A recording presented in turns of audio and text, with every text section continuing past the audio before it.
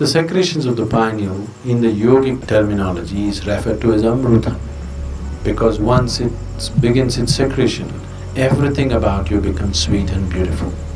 It is not the sexuality which limits it, but it's the excessive identity with the physicality which limits it.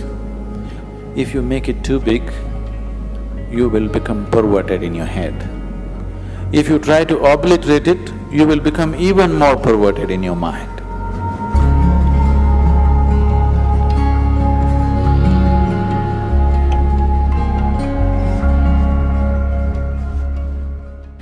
A 92-year-old man went to his doctor for a full medical checkup. The doctor checked him up and he said, "Hey, old boy, for your age you're doing great, everything is just fine with you." But the man asked, "But doctor, what about my sex life?" So the doctor asked, "Thinking about it or dreaming about it?"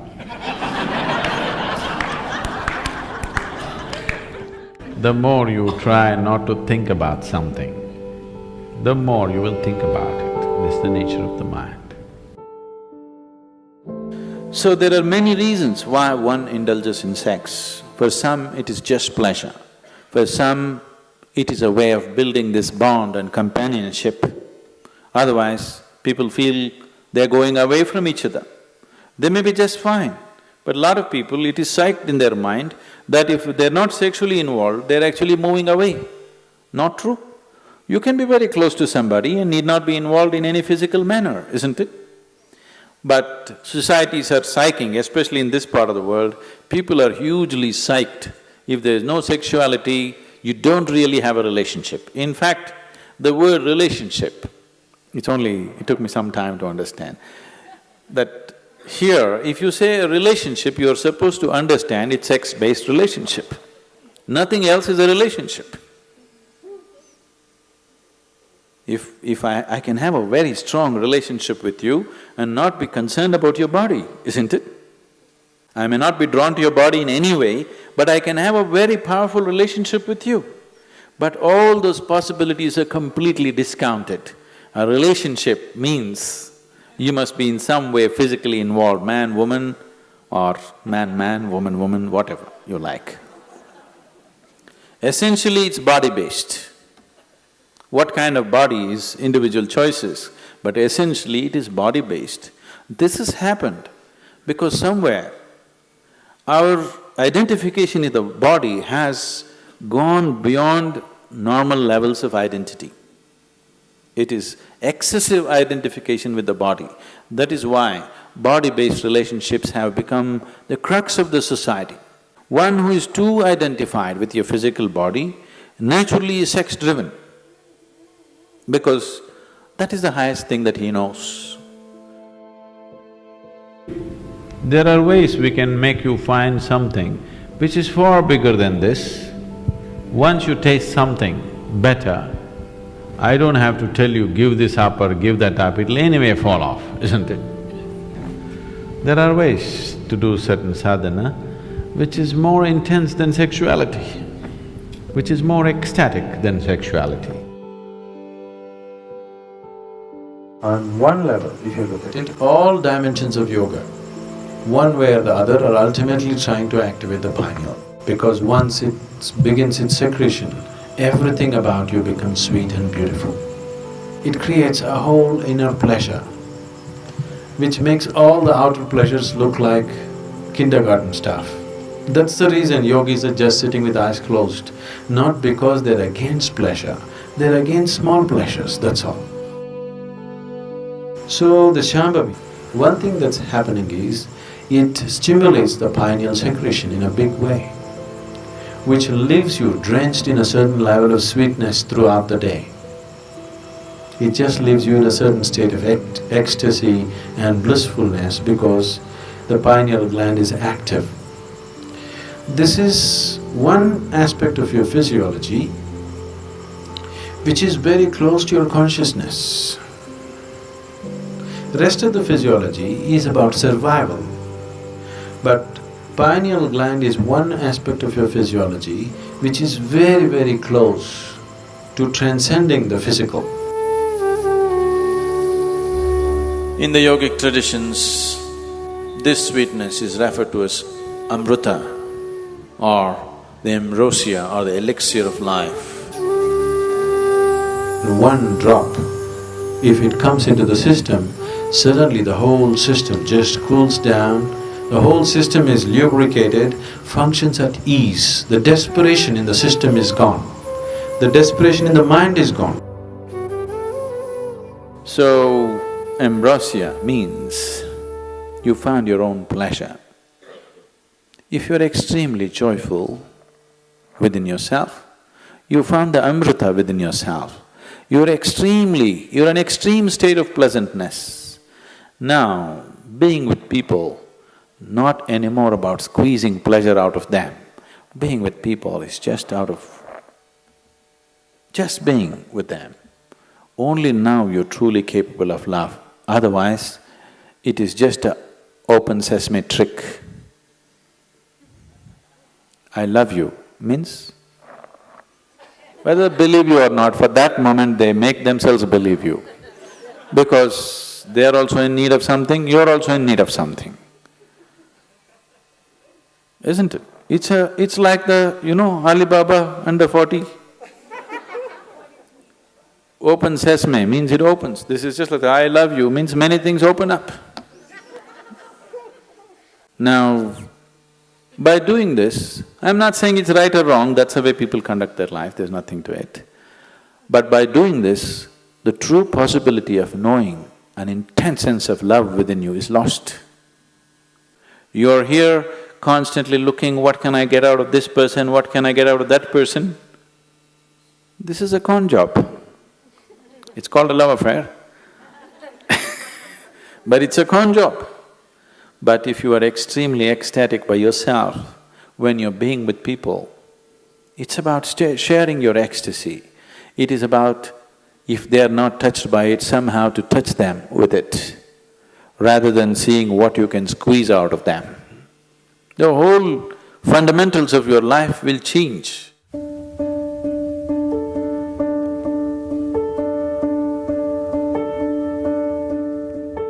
Yes and no, in the sense, it is not the sexuality which limits it, but it's the excessive identity with the physicality which limits it. So, it is not sexuality per se which becomes the barrier, but the attachment it creates to the physicality which definitely becomes the barrier. This question is coming from a certain amount of bits and pieces, the gossip that you have heard about how you could assimilate your own semen and raise it up to your higher possibility. Yes, it is true. At the same time, it is not because of abstinence that one does it, it is because of internalizing your energies that you do it. It is not simply that somebody is abstaining from sex and suddenly his energies are all organized and it's going up. It's not true. If your energies get organized and begin to move up, the need for sexuality may evaporate for you, but it doesn't leave you incapable. It doesn't leave you impotent, but the need is gone. It is just no more a compulsive thing. And it is not just this one thing, all compulsiveness is lost. Essentially, most of the sexuality that's happening on the planet is happening because of a certain compulsiveness, isn't it? It's a compulsive drive. When you become conscious, when all compulsiveness disappears, this also disappears. It is just that because people are so body-oriented, they're always thinking spirituality versus sexuality. They are not connected. They are not connected. One is of the body, another is of a different dimension.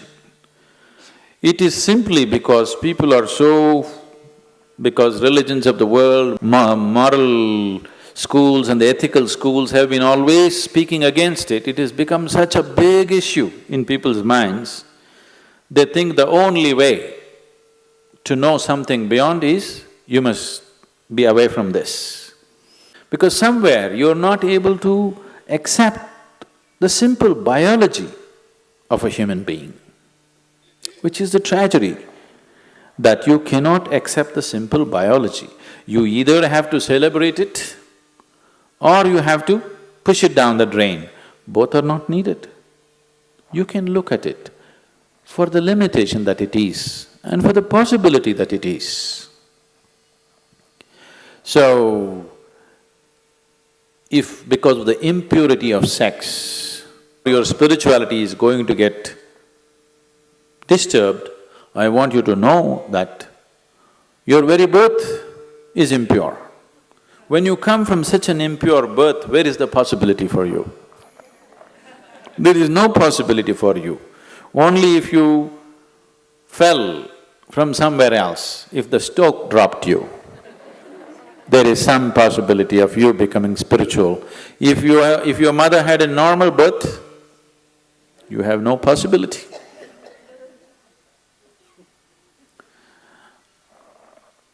A 6-year-old girl came home one day from school and asked, "Mama, how was I born?" The mother was embarrassed. She said, "A stoke dropped you." She said, "Okay." She noted down, "Mama, how were you born?" "A stoke dropped me too." "Mama, how was grandmama born?" "A stoke dropped her too." Then the girl became serious and she went down and sat down and started writing something in her homework. Then the mother was feeling uncomfortable, she finished her cooking and then the girl had finished her homework and left the book there, she went and read. So the essay was about the family tree. So the girl had written, "For 3 generations in my family, nobody had a natural birth."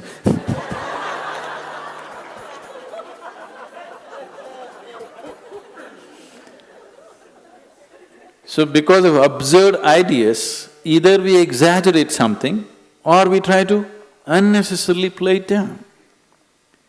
It has a certain role in your life. If you make it too big, you will become perverted in your head. If you try to obliterate it, you will become even more perverted in your mind. After all, now I am speaking, this is a kind of energy. You are looking at me, this is a kind of energy. You are listening to me, this is a kind of energy. These are different expressions of the same life energy, isn't it? Now, sexuality is also another expression of the same energy. Now, one has to decide how much of his energy, in which direction he wants to send it. Because after all, you are a limited amount of energy, isn't it? See, it's just like you have an income, let's say you have $5,000 a month. How much for the house rent, how much for eating, how much for schooling, how much just for fun, how much for vacation, you apportion, isn't it? Tomorrow morning, you got your salary, in the evening you went out and blew it up. Now the next month is going to be trouble, isn't it? Of course you have a credit card, but everything in your life, if you're handling your life sensibly, everything in your life is apportioned according to your understanding, your need and your capability, isn't it so? Yes? Your money, time, energy, isn't everything allotted the way you like to arrange it? This is also the same thing. How much of it? First of all, do you need it? Or are you doing it because of socially you're psyched? If there is a need, if I ask you to stop it, you will become perverted because it'll all happen in your head.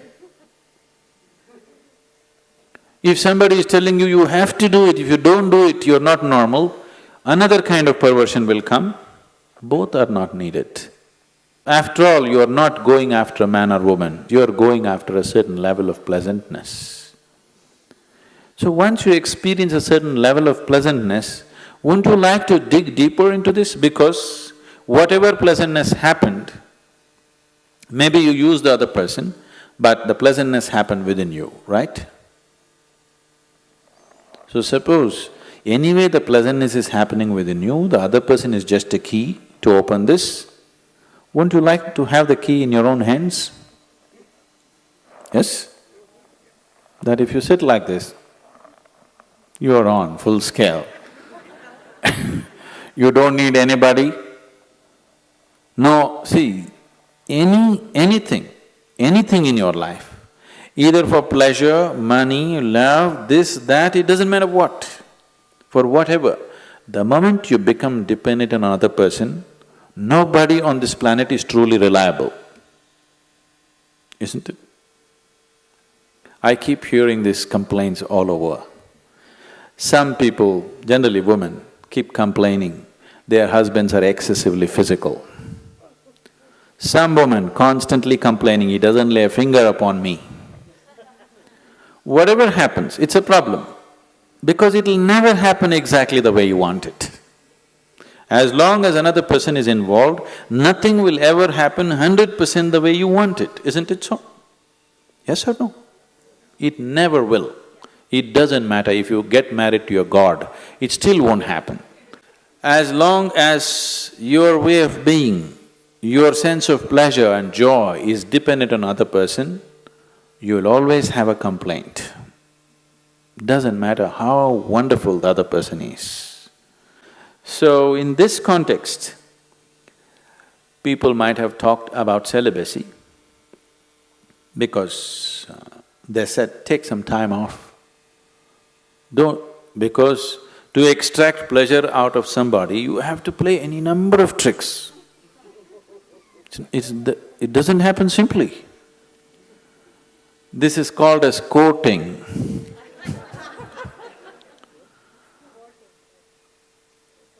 Once you go to the court, the judgment day will come. It takes enormous amount of time, effort, energy and all kinds of other things, frustrations, jealousies, problems, everything attached to it. So somebody said, take time off from those things and see if this could be internally generated, and then being with people will become more out of your love than out of your need, which is definitely a better way to be with people, isn't it? It is definitely a better way of honoring another human being, isn't it so? Give this a little more attention. Instead of paying attention to that one and that one and that one, give this one a little more attention. It will produce much more pleasure than any other one can produce for you.